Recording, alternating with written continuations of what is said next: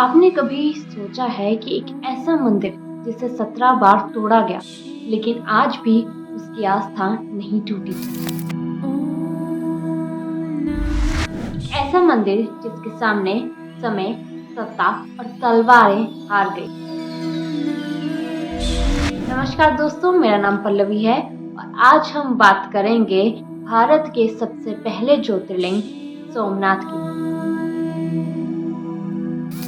ये कहानी सिर्फ एक मंदिर की नहीं है, ये कहानी है विश्वास और विनाश की। आप वीडियो के अंत तक समझ जाएंगे कि सोमनाथ केवल पत्थरों से बना मंदिर नहीं है, बल्कि भारत की आत्मा है।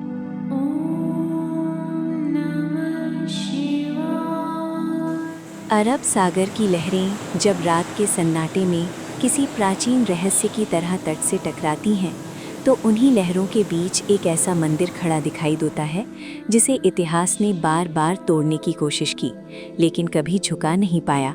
ये है भारत का पहला ज्योतिर्लिंग सोमनाथ। ये कहानी सिर्फ पत्थरों से बने एक मंदिर की नहीं है, बल्कि उस आस्था की है जो तलवारों से भी अधिक शक्तिशाली साबित हुई। सोमनाथ केवल एक धार्मिक स्थल नहीं, बल्कि समय के साथ चलती एक चेतना है। यहाँ शिव स्वयं ज्योति के रूप में प्रकट हुए थे, ऐसा प्रकाश जो ना कभी बुझा और ना ही क्षीण हुआ। यही कारण है कि अरब सागर की अनवरत लहरें जैसे आज भी इस मंदिर के चरणों में नतमस्तक रहती हैं, मानो प्रकृति स्वयं इस दिव्यता को स्वीकार कर रही हो। हजारों वर्ष पहले देवताओं में सबसे तेजस्वी चंद्रदेव अपने ही अहंकार के कारण श्रापित हो गए। उनका तेज क्षीण होने लगा और देवताओं में चिंता फैल गई। तब उन्हें समझ आया कि इस श्राप से मुक्ति केवल महादेव ही दे सकते हैं। चंद्रदेव ने इसी पवित्र भूमि पर कठोर तपस्या की। वर्षों की साधना के बाद भगवान शिव प्रकट हुए और चंद्रमा को उसका तेज लौटाया। तभी से ये स्थान सोमनाथ कहलाया, चंद्रमा के स्वामी का निवास। यहीं से प्रकट हुआ पहला ज्योतिर्लिंग। ज्योतिर्लिंग कोई साधारण शिवलिंग नहीं होता। ये वो क्षण होता है जब निराकार शिव स्वयं प्रकाश बनकर साकार होते हैं। माना जाता है कि सोमनाथ का शिवलिंग स्वयं प्रकट था, किसी राजा या ऋषि द्वारा स्थापित नहीं किया गया। शायद यही कारण था कि ये स्थान सत्ता और आक्रांताओं की आंखों में सबसे बड़ा कांटा बन गया। इतिहास साक्षी है कि जब जब भारत पर आक्रमण हुए, मंदिरों को निशाना बनाया गया और उन मंदिरों में सबसे पहले सोमनाथ को। आक्रमणकारी आए, तलवारें चली, आग लगी, मंदिर टूट गया। लेकिन जो नहीं टूटा वो था लोगों का विश्वास। कहा जाता है कि जब मंदिर गिराया जा रहा था, तब भी भक्त वहीं खड़े होकर शिव का नाम जप रहे थे, क्योंकि उनके लिए शिव पत्थर में नहीं, चेतना में बसे थे। सोमनाथ एक बार नहीं, अनेक बार ध्वस्त हुआ। हर बार उसके शिखर गिरे, दीवारें टूटी, मूर्तियां खंडित की गईं।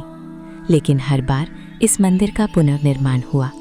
जैसे जैसे वो गिरता, वैसे वैसे और अधिक दृढ़ होकर खड़ा होता। ये मंदिर धीरे धीरे केवल एक धार्मिक स्थल नहीं रहा, बल्कि एक घोषणा बन गया कि भारत को तोड़ा जा सकता है, लेकिन मिटाया नहीं जा सकता। 1947 में जब भारत स्वतंत्र हुआ, तब सोमनाथ खंडहर में था। वो खंडहर स्वतंत्र भारत के लिए एक मौन प्रश्न था। तब सरदार वल्लभ भाई पटेल ने ये संकल्प लिया कि सोमनाथ का पुनर्निर्माण होगा। ये केवल एक मंदिर को खड़ा करने का कार्य नहीं था, बल्कि सदियों पुराने अपमान और पीड़ा का उत्तर था।